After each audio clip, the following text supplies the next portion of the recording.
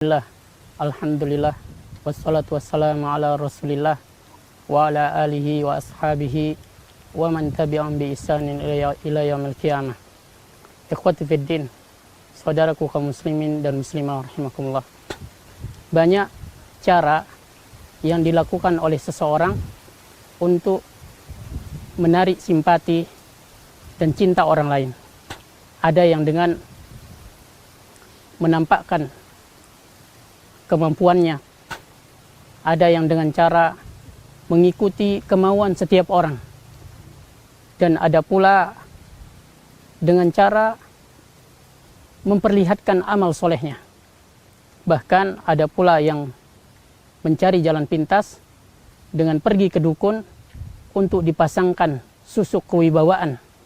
Padahal cara seperti ini justru akan menjatuhkan wibawanya di hadapan manusia, akan membuat murka Maha Diraja, yaitu Allah Subhanahu wa Ta'ala, dan dia tidak akan pernah mendapatkan cinta dan simpati orang lain.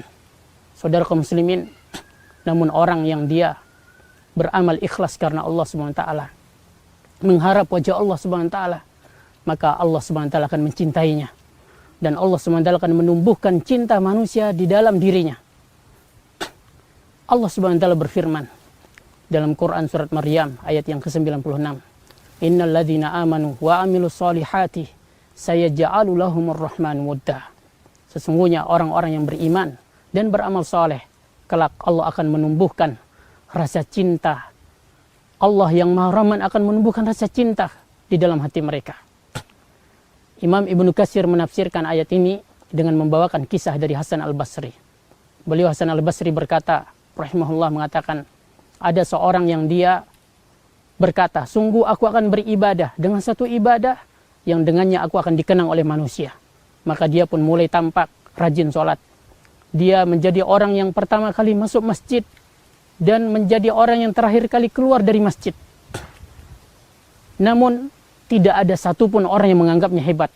Padahal hal ini telah berlangsung selama 7 bulan.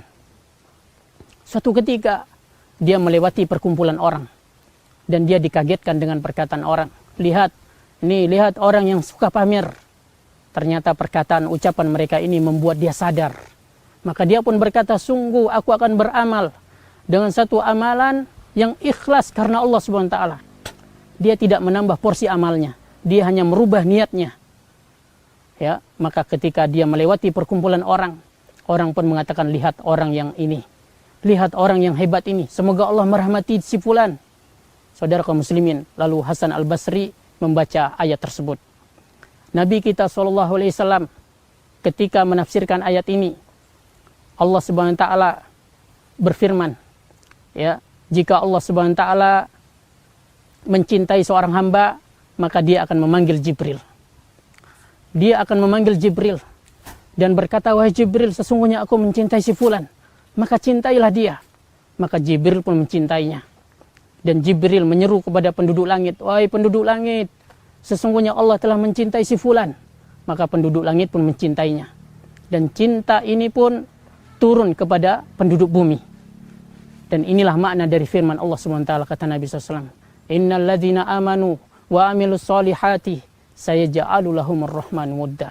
Sesungguhnya orang yang beriman dan beramal soleh, kelak Allah yang Maha Rahman akan menjadikan cinta pada mereka. Jadi saudara kaum muslimin, amalan yang dilakukan ikhlas karena Allah di atas sunnah Rasulullah SAW, maka amalan inilah yang akan membuahkan kecintaan Allah SWT, dan sebagai balasannya Allah akan menjadikan manusia mencintainya.